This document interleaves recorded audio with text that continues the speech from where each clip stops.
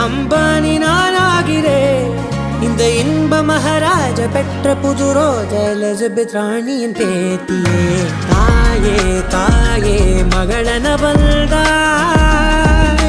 தந்தை சிந்தை நலமுற வந்தாய்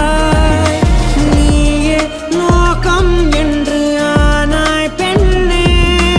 என்னை ஆளும் தெய்வம் நீதான் கண்ணே